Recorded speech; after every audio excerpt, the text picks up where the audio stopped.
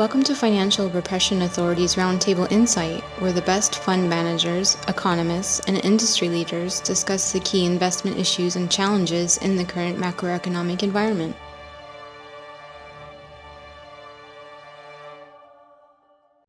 Hi, welcome to FRA's Roundtable Insight. This is Richard Bernoulli. Today we have Peter Boockvar and Ira Harris. Peter is the Chief Investment Officer for the Bleakley Advisory Group, and he has a newsletter product called the Book Report, BOOCK report.com.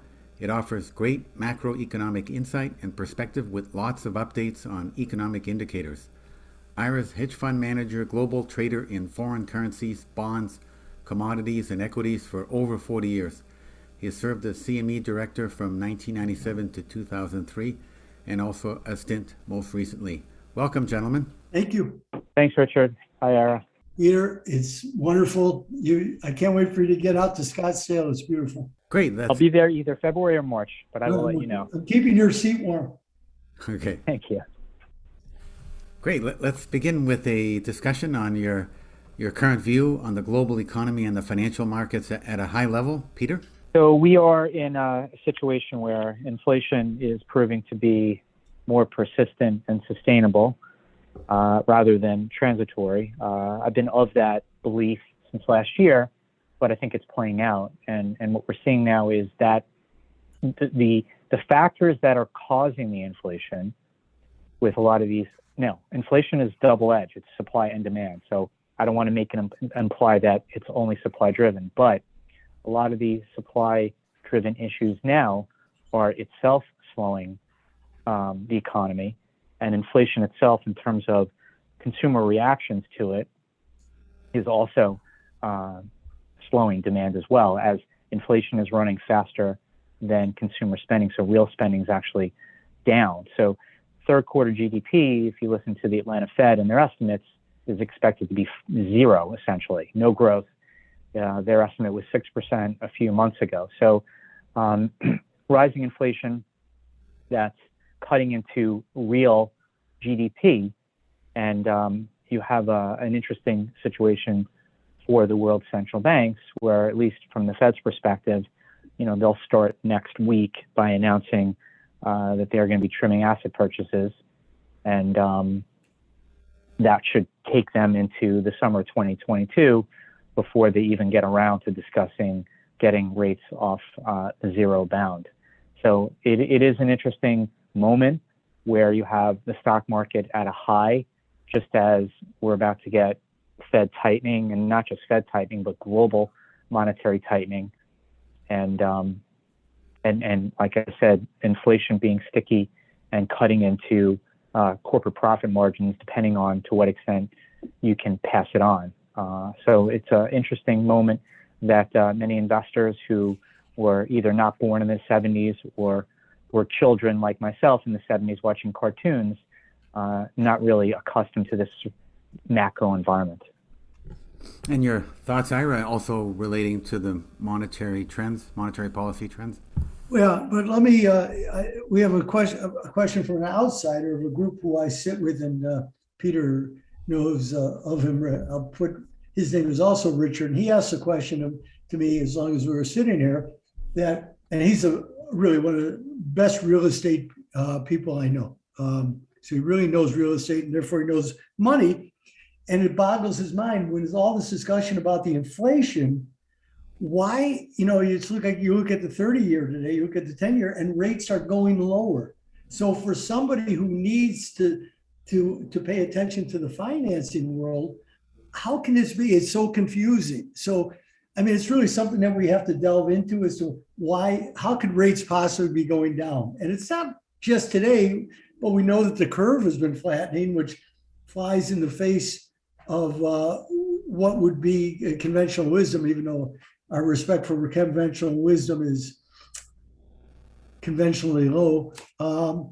So there's just all these things that are in play, and here we are, and now some would say that we get to that Lacey Hunt and argument in Rosenberg, and I saw that David Rosenberg took on that. I'm going to be kind and call Dorsey a jamoke because he is for saying hyperinflation.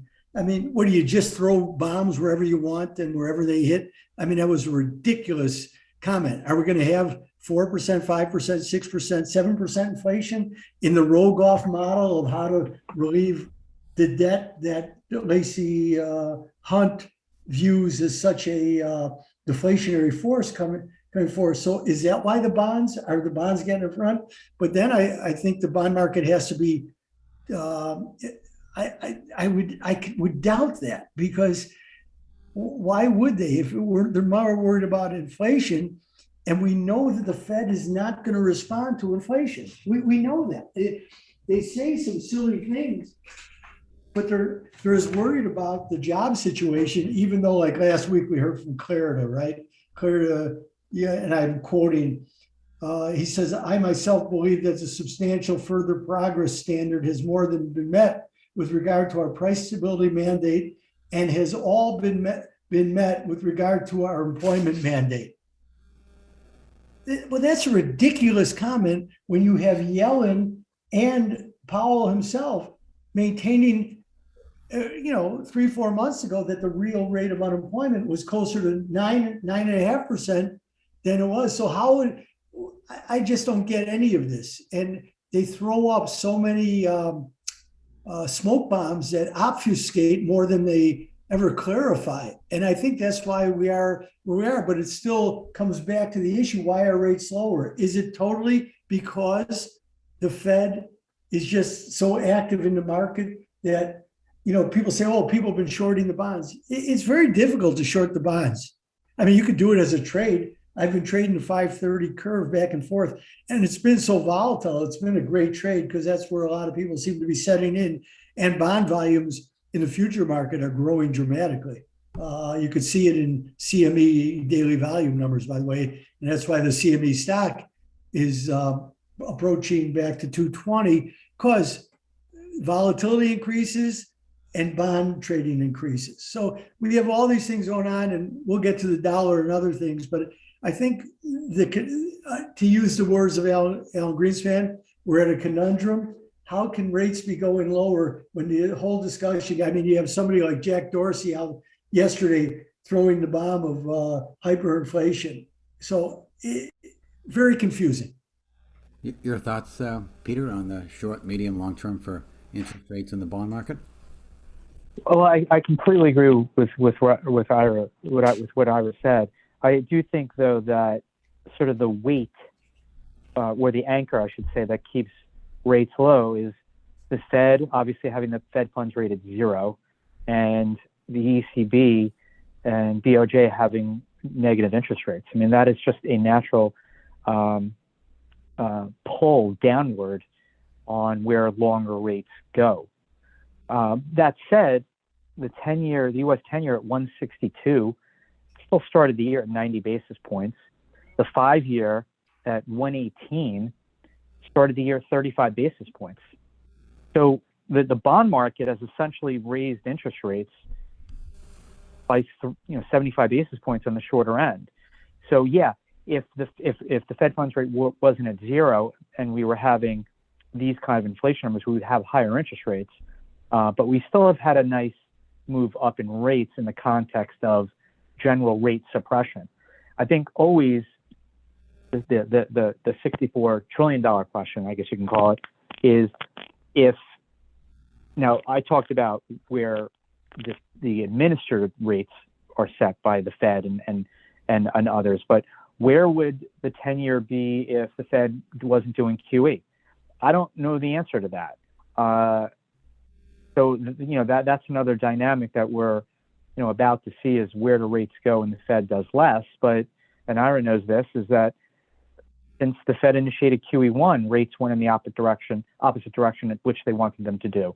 With QE1, in the Dr. Frankenstein scientific econometric experiment that the Fed was debating is, okay, let's buy long-term bonds to suppress long-term rates. Well, what did rates do when they started that? They went up. Then they thought, okay, QE2, let's try to suppress long-term interest rates. Well, they went up. Well, then that created, the trade where, okay, when the Fed is actually doing QE, let's steepen the curve. When the Fed is backing off from QE, either a hard taper as they did after QE1 and QE2, or a hard end to those programs, or the taper after QE3 and a taper we're about to get, let's flatten the curve. So to bottom line this, to Ira's point, it really is tricky to trade the long end, because on paper yields should be going up because there's inflation, but then you have this tug of war where growth is slowing, so people want to buy the long end, and then the Fed's about to taper, let's flatten the curve. So I think all these different sort of pushes and pulls makes it really difficult to figure out where long rates are going to go. And your thoughts, Ira? Do you?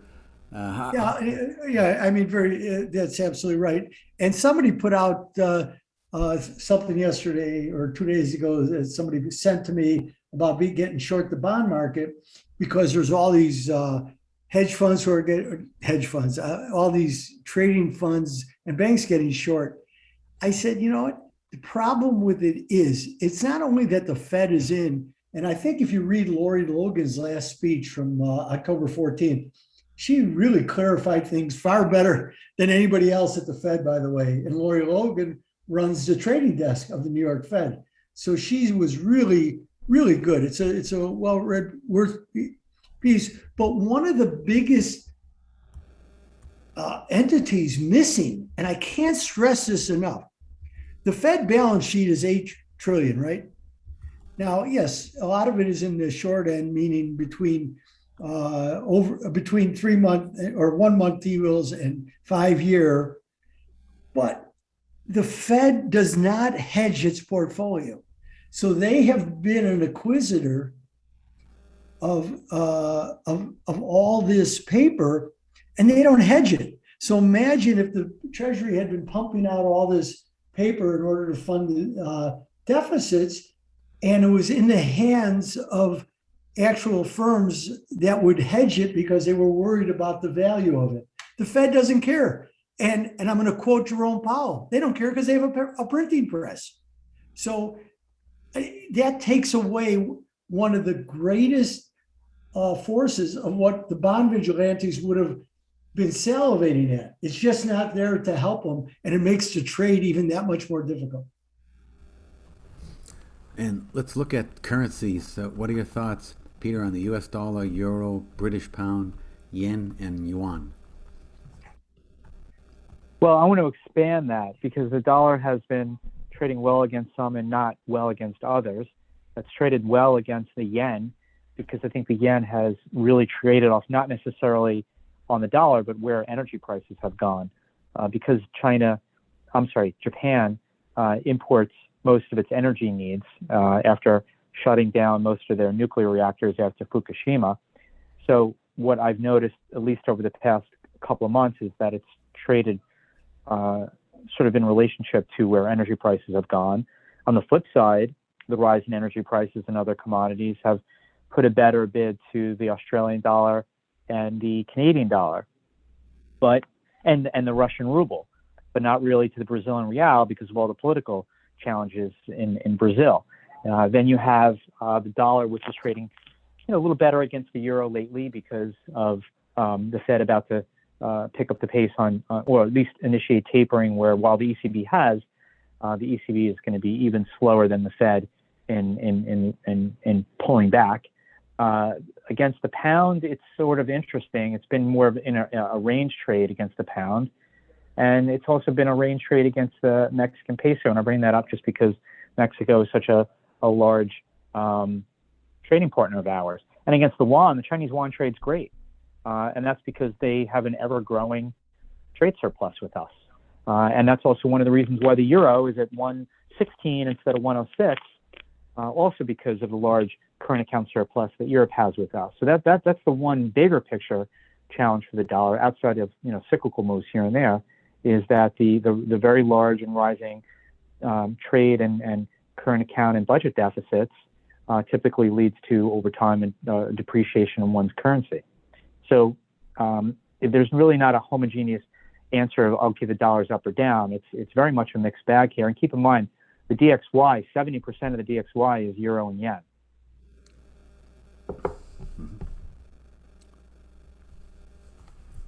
And your thoughts, Ira?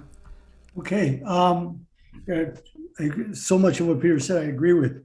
And I'm digging into because, my view has been there's a lot of people calling for the dollar to appreciate. And to me, the dollar, of course, did have a pretty good third quarter, but I think and it's one of the things that makes the Fed being, let me put it this way in the popular parlance. If the Fed is a first mover on tapering, it will not be a first mover advantage because the dollar will rally. And if the dollar rally it'll just rally as a knee-jerk reaction, but a dollar rally will hamper the global economy because, and I go back to the IIF, the International Institute of Finance numbers that shows that at the end of the second quarter, global debt had grown to 296 trillion. That's a lot of money. And in the second quarter alone, it grew by 26 trillion. So that was basically 10% on a global basis.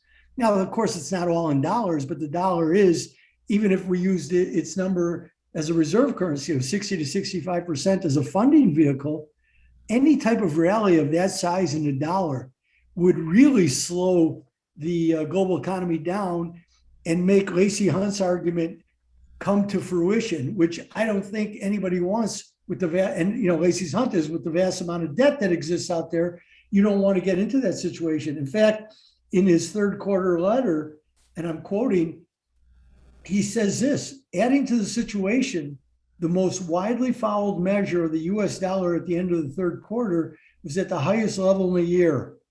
This combination of considerations should transmit economic weakness from the foreign into the domestic economy.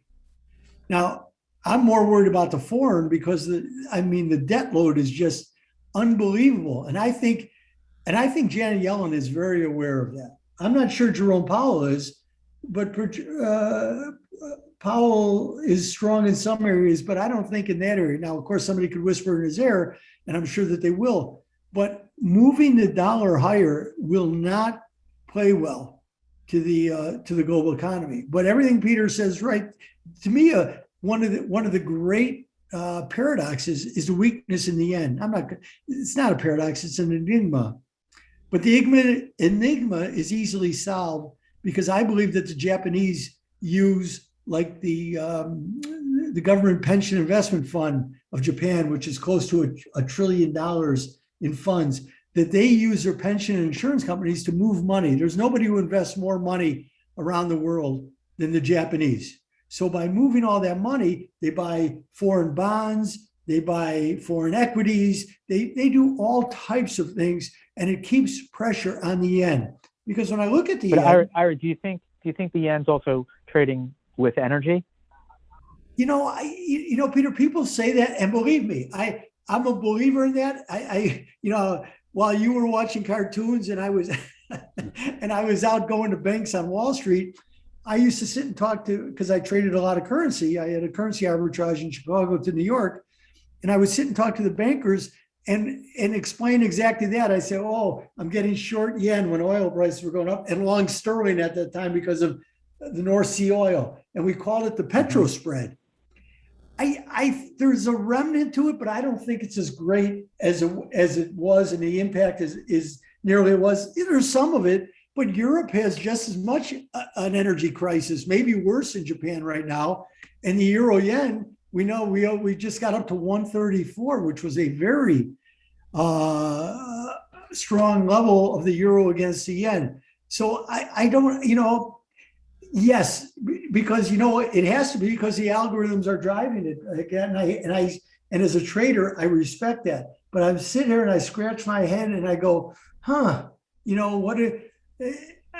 there's something else in play here, because I would still say that the other underlying fundamentals for the yen are better. They run a huge current account surplus, a trade surplus, and the current account surplus of course, changes dramatically because of the investment. But the trade surplus is certainly real, and it's steady to growing because the yen is so relatively weak. One of the most interesting charts to look at is the Yuan Yen chart, which I keep, or Yen Yuan, I'm sorry, and I have it right here in front of me right now. I'm looking at it, and this chart is making almost 5-year highs of the yuan against the yen. And this is something that the Chinese watch very, very closely. But because I think the Chinese are not as reliant as much on exports by design, that they have a lot of import issues that they're dealing with and importing all kinds of high end. So they're not totally opposed to this, but I think that there are people who are watching. I think the Europeans have to be very concerned, especially the Germans, with the strength of the euro against the yen.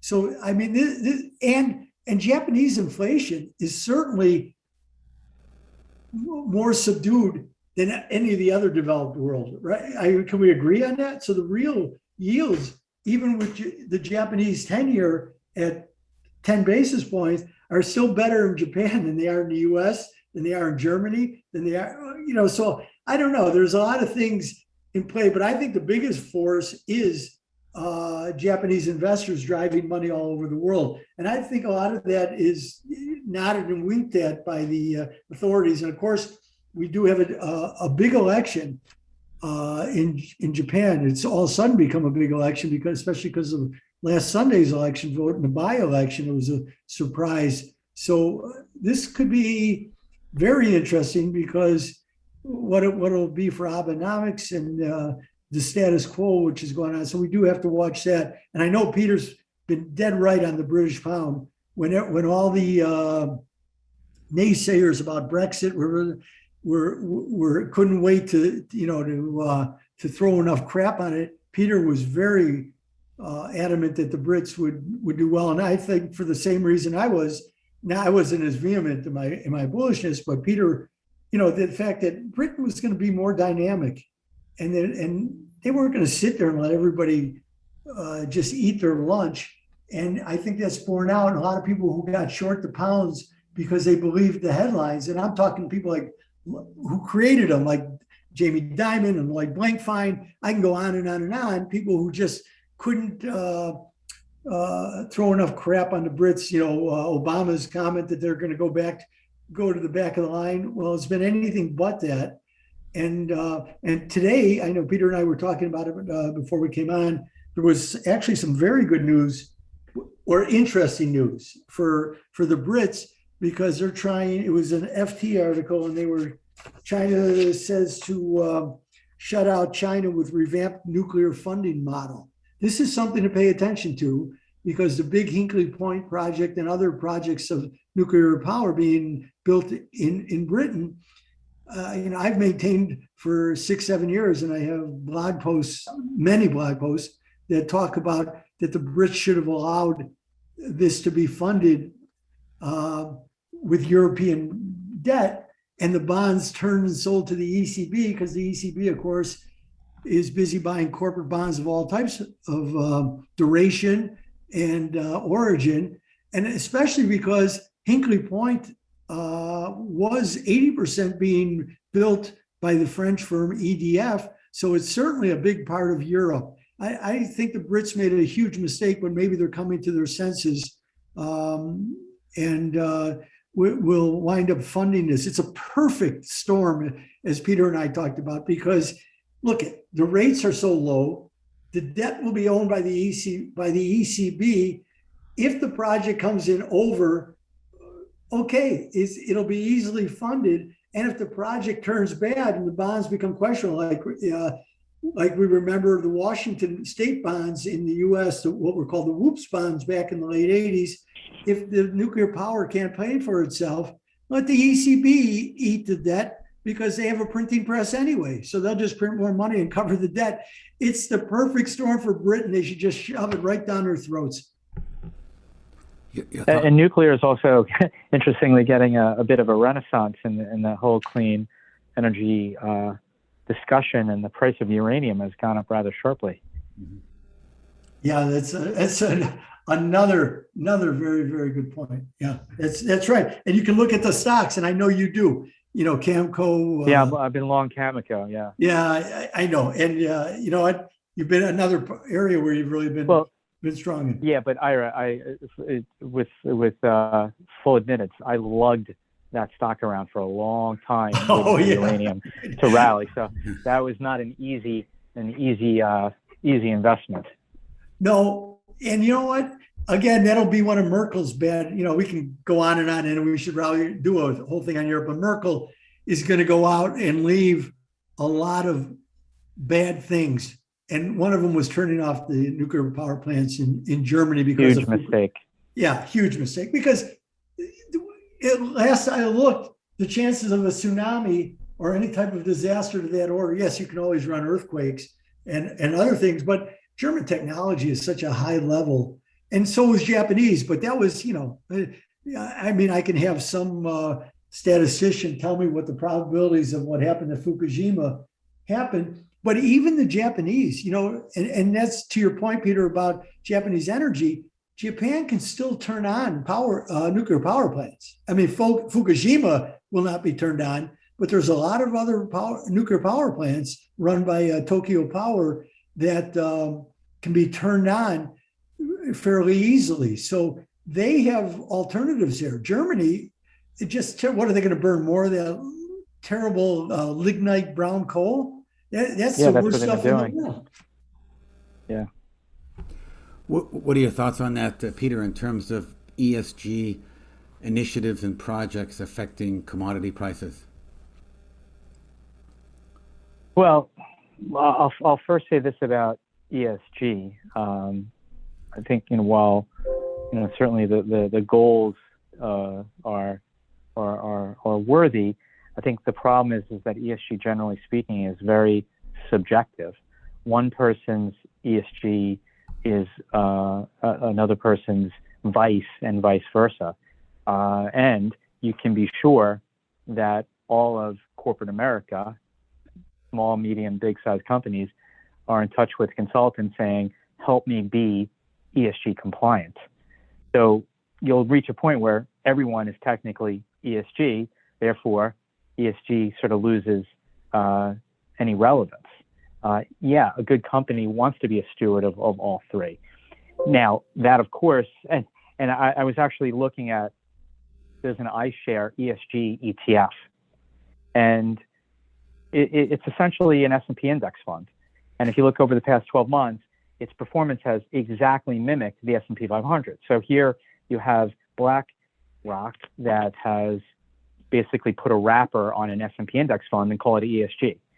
So it's, like I said, very subjective, and and every company is striving to be that, therefore taking away its uniqueness. Now, basically, in terms of your question, you've seen a dearth of investing in fossil fuels, and while the world's economy is making this transition, it's going to take a lot longer than anybody thinks. And I think the problem here is that politicians are sort of force-feeding a timeline onto the private sector, a timeline that the private sector probably would have gotten to anyway, or would have gotten to that transition without being set on a timeline. But having an artificial timeline creates dramatic underinvestment. I mean, just imagine being an executive at an energy company when every single day you're getting beaten over the head by someone who wants to put you out of business.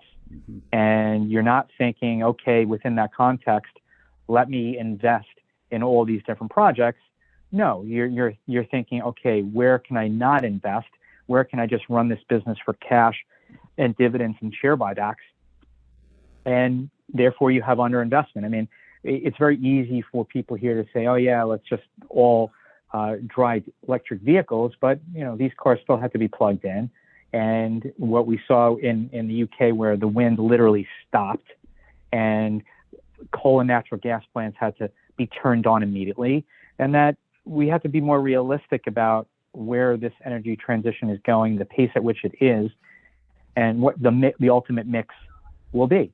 And yeah, so people here are going to have higher energy prices, which this winter, and that's going to cause its own inflationary issues. But imagine people like in India, where 80% of their energy needs are coal, and where the average per capita income is much less than it is here, and therefore putting them in a much more sensitive position relative to the energy prices. So, and this is going to last for years, this lack of investment. And you're going to have energy prices that are going to stay high for years. Now, you look at Europe, that was a sort of a parabolic spike. We'll see prices come back in again. But, it's clear that natural gas is now a part of the mix. Liquefied natural gas is going to be hugely in demand for a while. And there's not going to be enough investment for years because of this ESG shift. And now you have central bankers that have become sort of the Ministry of Social Justice and want to dictate to banks where they can lend money to. And I don't necessarily think it's going to happen in the U.S., but you can be sure the ECB is calling banks saying, oh, don't lend to that fossil fuel company. Mm-hmm. Yeah. And Ira, your thoughts on this, and also with respect to central bank involvement?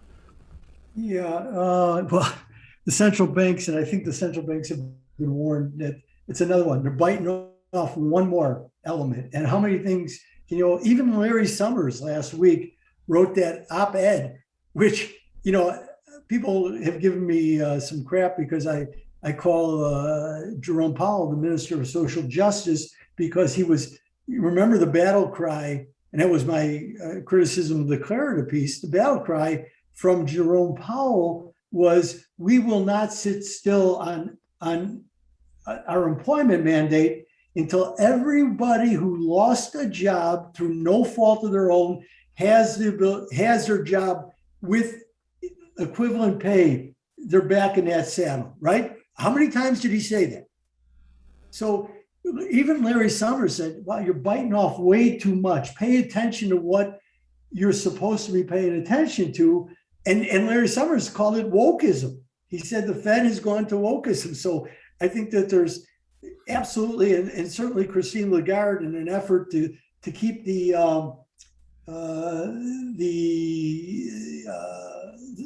everything, the spigots turned on full, is looking to bite off another element. Now, and Peter's comments on ESG is right, and he is sitting in a catbird seat to see this. Now, the first beneficiary of it, of course, are people like Warren Buffett, who, as people toss over, the good with the bad, just like with why I struggle with the ETFs, because you buy a lot of poor performing stocks with some good performing stocks, so it weighs it down. But it's safe. It's safer, but they're picking up bargains all over the place. And as we've seen, you still need to sustain some fossil fuel presence, because if you didn't, this winter is going to be a terrible winter for the American consumer, as for other consumers in the world. And to use the parlance of course, Ben Bernanke and his deputy sheriff Michael Woodford, we're going to have headwinds. And the headwinds are going to come from when people see their energy bills. It wouldn't surprise me to see your heating bills go up by a factor of 3 this winter. Yeah, I just saw my own. But on the ESG front, what happens is you jettison some really good investments. That's number one. But and I saw this when the previous year I sat on the board at the Merck, and back in 2019. And the discussion about ESG started to arise, and I listened very intently because I really wanted to try to understand this. But companies, first of all, what it results in is running a company by what I'll call platitudes, and you're seeing it right now. This sounds good. This sounds good. It's all platitudes, but more importantly, you run into dangerous grounds. It's tough enough to run a corporation to satisfy shareholders, in the Milton Friedman lexicon. But when you go to ESG, you're going to stakeholders. Yeah. Now, there's a lot of different entities who are stakeholders. And I saw this at the exchange, and I never got into the discussion, and I wanted to learn more than I would offer, but the more I think about it now, is the floor traders are stakeholders. So where they're always trying to satisfy openly shareholders. When you go to an ESG mandate, you're talking about stakeholders. So if 1,000 floor traders said, no, we don't want you to close the floor, you're going to affect our livelihood, is their say just as great as anybody else's? To me, that's a danger of where corporate America is going. And I think we see it all over the place. Again, you run businesses by platitude and not by what you should be doing, which is investing for the betterment of serving your clients. Your not just your shareholders reap those benefits, but who are you there for? You're there for the consumers of whatever you're offering, whether it's a service or a good. So I think it's all the hype now, and of course Larry Fink used it as a marketing tool in order to because they don't have enough money to manage at BlackRock. So he was like the first one to really play to it, and it served them very well. But I'd be a little careful with this. Mm-hmm. And in terms of other commodities, Peter, what are your thoughts on copper, platinum, gold, and silver? Well, copper is certainly very interesting from a big picture standpoint, and how it's being used in more and more secular trend businesses like EVs, and where it consumes 5 times as much as copper in an internal combustion engine. But then you also have the state of the global economy being a large driver, particularly China, and where this whole real estate transition, how it plays out in China and what it does for growth. I think I read a stat that the Chinese residential construction market is a consumer of almost 10% of global copper needs. Now, over time, that will shrink, and like I said, copper is going to be used up on many other things. So big picture, I'm bullish, and I think that the supply side is just not there to meet longer-term demand. Again, short-term demand might slow enough that it can offset the supply constraints, but it is probably the most important raw material right now in sort of this new world we're in terms of renewables and EVs and so on. Platinum, my only issue with platinum is because a lot of it goes into autos and internal combustion engine autos, and I'm just uncertain, not either positive or negative, just uncertain about where the supply-demand dynamics play out with that.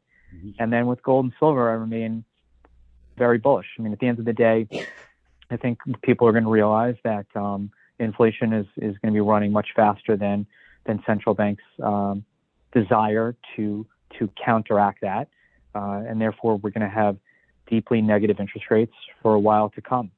I mean, when you think about the Fed, now I'm a believer that tapering is tightening, in the sense that they're pumping less air into a balloon, even though they're still pumping air into a balloon, but they're still going to take their balance sheet from $8.5 trillion to north of $9 during this taper process.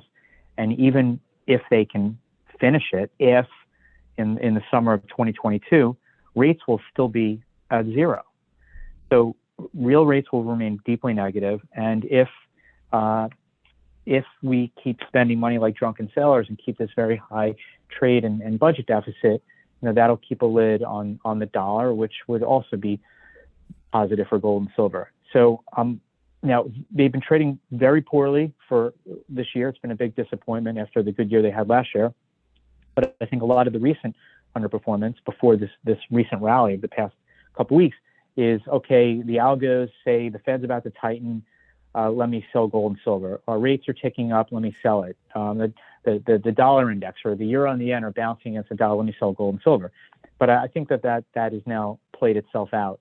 And I think that the rally we've seen over the last couple weeks is the beginning of a resumption of the upward move. Mm-hmm. And your thoughts, Ira, on those 4 metals? Well, Peter's right on target. My view on the gold with inflation is different. a little different, not a lot different, but it's because it's, and this is where I differ with Rosenberg and Lacey Hunt, because I'm not bullish gold because of inflation. I'm bullish because we're down at zero interest rates and negative real rates of probably 3 to 3.5%. Same in Germany, by the way, and amongst a lot of other countries. That's and where's the room to move here? So if Hunt is right, and you were to go into had any sniff of deflation or disinflation, the Fed has, where are they going? They say they have tools in their toolbox.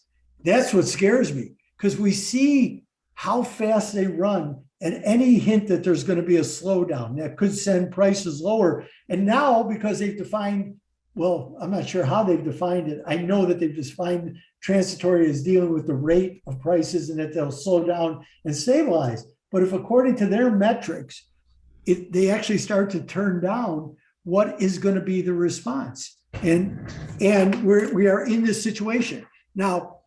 The interesting thing is here, and I know that Peter feels this way, is where gold, he's 100% right. It's like today, you saw it today, gold broke $30, right? Off the highs this morning.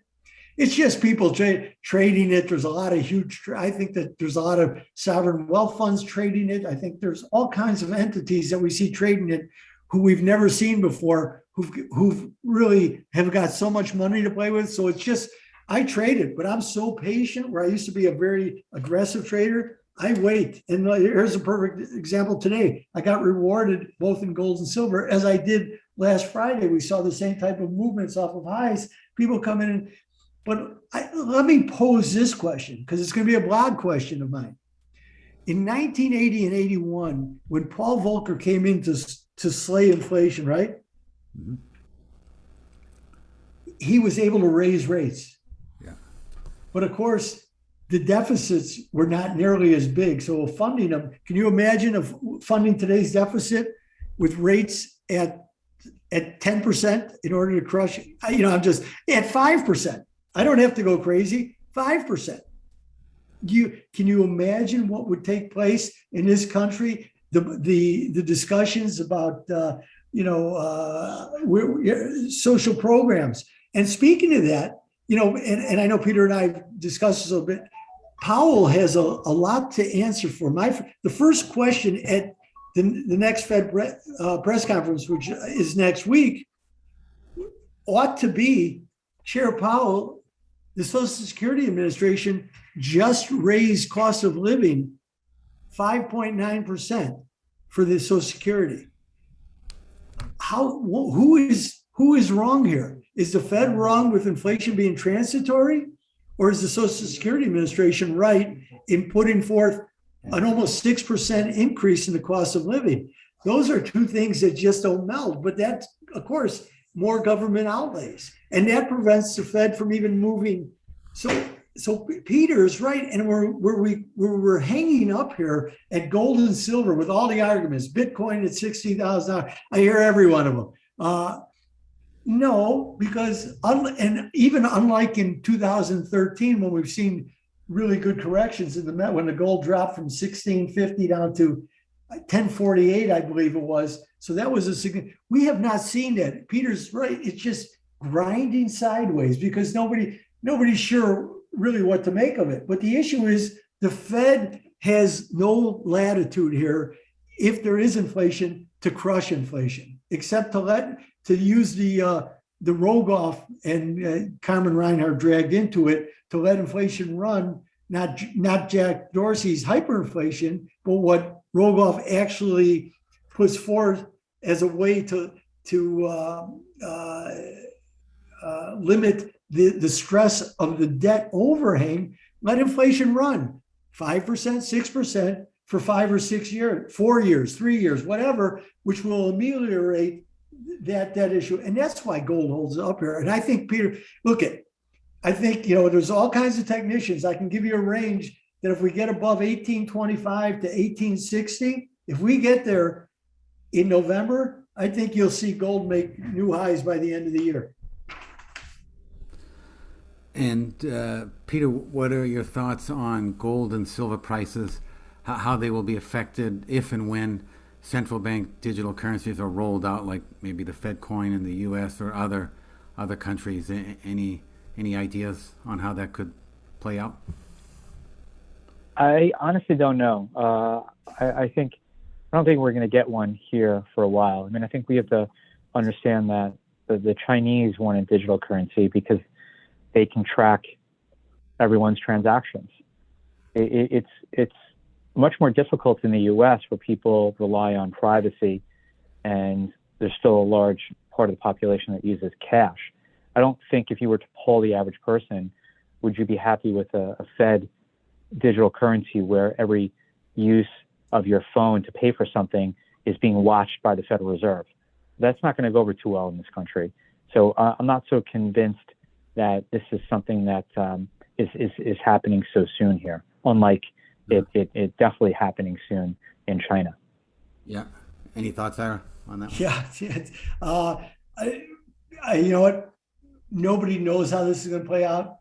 They've talked about it. Interestingly, to follow on with Peter, is when Lael Brainerd laid it out in a speech, she actually talked about making the U.S. Central bank digital currency somewhat gold backed. Believe me, it was the only time I jumped up out of my seat. I listened to it and then I read it twice. I go, she talked about gold. I said, because as it would be to me, if the Chinese really get credibility, and they're trying to establish financial bona fides to get people to do, and there's a lot of bonds being bought by international bond funds, Chinese based, not Evergrande but Chinese government bonds. People are buying them, but they need that credibility. And what better way to begin some credibility by going where Western governments who just print money willy-nilly. In fact, the Chinese, Yi Gang, who's the head of the People's Bank of China, has made some interesting comments warning about too much QE. I thought that was interesting. So the Chinese would be the one to fire that shot. And if they fire that shot, that's really interesting. And if it's not China, I know somebody else by the name of Vladdy Putin, who loves to disrupt these people, because you know what? Every time that word sanction rolls off people's lips, I mean, to me, you see Biden basically on his hands and knees begging the Saudis, the Russians, and anybody else who could ramp up energy production. Meanwhile, you're busy talking about sanctions. You know what? That just doesn't work. What world are we living in? You're not going to, as I wrote a blog a couple of months ago, sanctions are sanctimonious. And in fact, one of my favorite reads, Lord Robert Skidelsky, who is the key biographer of John Maynard Keynes, actually wrote a piece for Project Syndicate last week talking about that sanctions may even be a violation of international law. So these sanctions, and then you're asking, so Putin's got a lot of cards to play here, and because the Russians, as my friend John Crowley will remind me all the time, are some of the best gold traders in the world, and I'm not sure they're not the ones who are really playing around in the gold market and running the market up and down, because it does funky things, as I would say at times. And there's definitely some big traders. The Russian Sovereign Wealth Fund has, and now think about how much money they're taking in. So they're doing very well, but it would take somebody like that to play this game, and they could do it easily, of course, because they're selling a commodity priced in dollars. So that would be a shot fired that I'd personally like to see, because it would really. I like when the status quo gets disrupted. What are the biggest impactful geopolitical risks that you see, Peter, on the economy or the financial markets? I don't really, think too much about the geopolitical risk, because I always find its impact fleeting. We used to think that if it was a problem with Saudi Arabia and they got into a fight with Iran and a field was blown up, the price of energy would explode and that would be a major problem. Well, that happened, and oil prices only went up for a short period of time. Unless it's China invading Taiwan, and we have a huge military conflict with China, that would to me be the only major geopolitical event that would give me a lot of concern. Outside of that, I don't think others would rise to that level of importance in terms of impacting the markets and the global economy. Okay. And Ira? Well, we've talked China, Taiwan before. There's nothing new there. But there was an event that happened yesterday, and I'm going to pay this is a major hat tip to somebody who you had on not long ago, Brian Pellegrini. And Brian had written a piece about the problems in the Horn of Africa. And you had a coup yesterday in the Sudan. Pay attention to this. And the coup came 3 hours after the U.S. Special Envoy to the Horn of Africa, a guy named Feltman, had left Khartoum.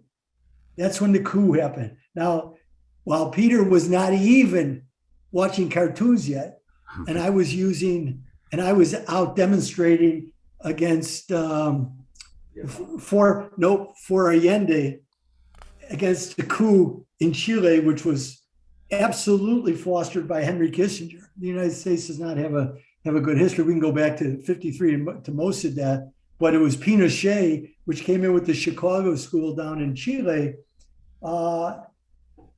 We haven't heard enough about this yet. Unfortunately, if it was a Republican administration in, the media would probably be all over bashing it, going, was this a coup? But here the U.S. envoy leaves, and 3 hours later, a coup takes place. This could get, because there's a lot of things going on, as Brian Pellegrini has pointed out, and many others. I mean, I enjoyed Brian's piece because I read so much about it, but in that whole area, which is so important to the flow of oil, to make Peter's point, this is critical. And you have the Egyptians, the Ethiopians. There's a lot of turmoil under the surface here. Pay attention. And last question, Peter, given your view on the economy and the financial markets that we've discussed and supply chain issues, what investments or trading strategies are the best in this environment?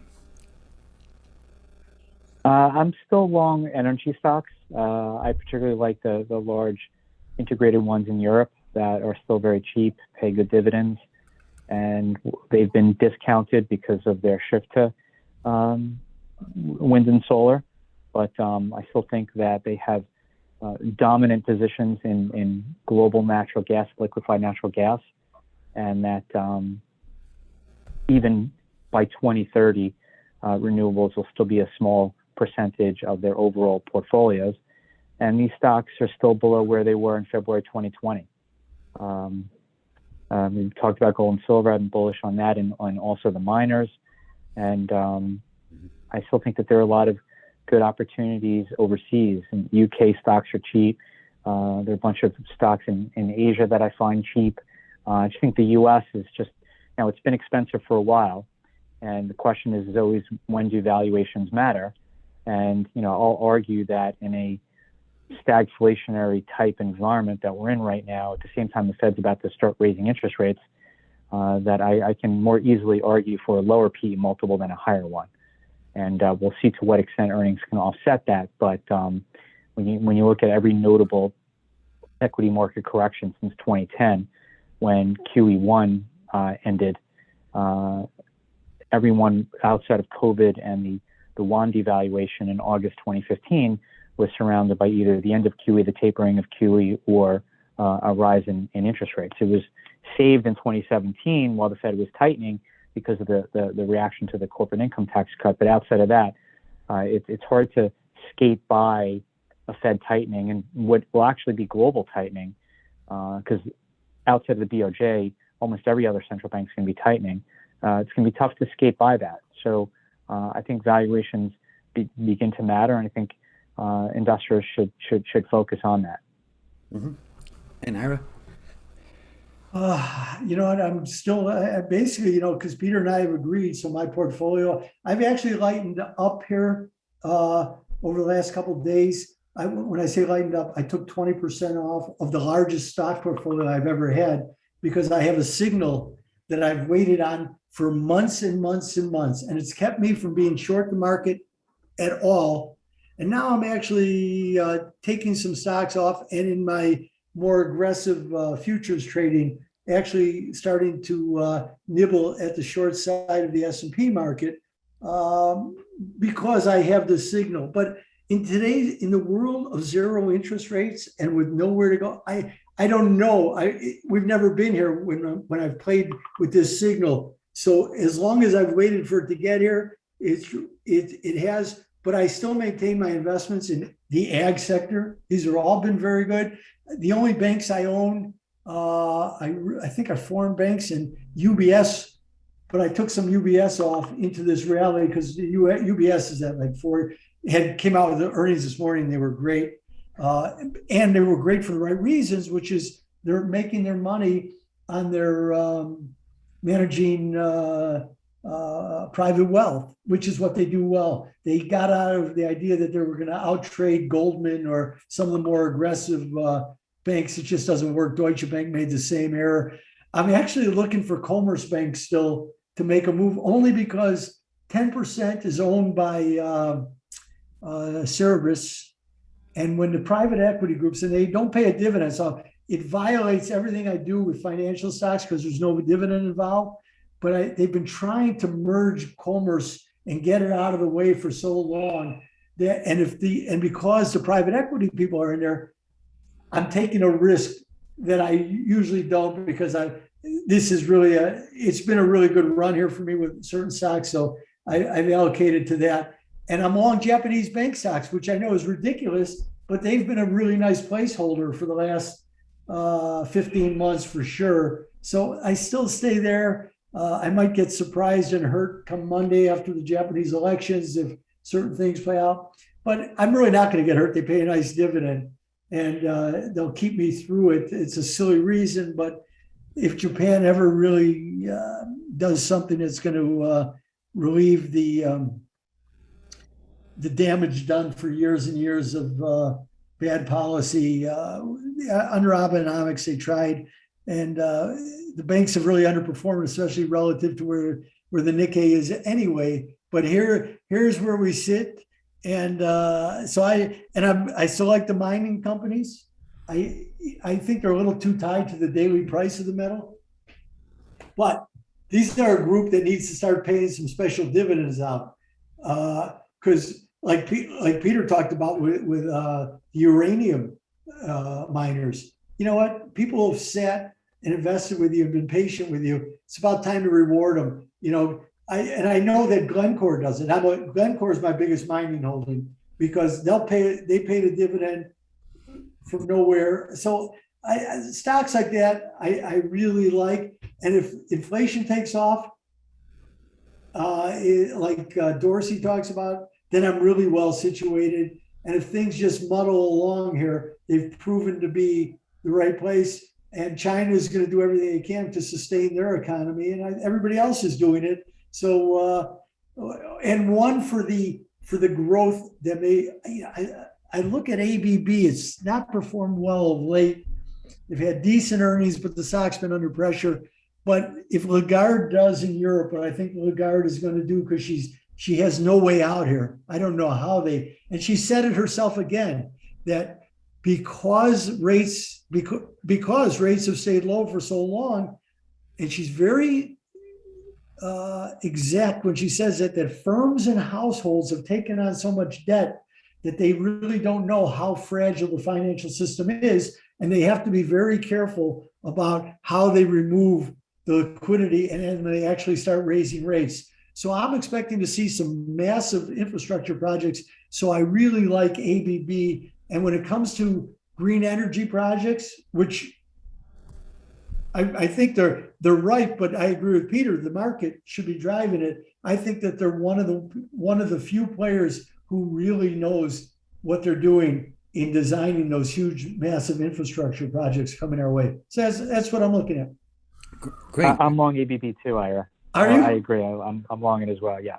You know what? I used to like Fluor for that reason. That's probably the worst managed company in America, considering where they should be relative. But they did so badly down in Puerto Rico. They've got a lot of issues. So I have not owned that since about, I'm going to say around $27, $28 because I thought it was miserable and went down to 8.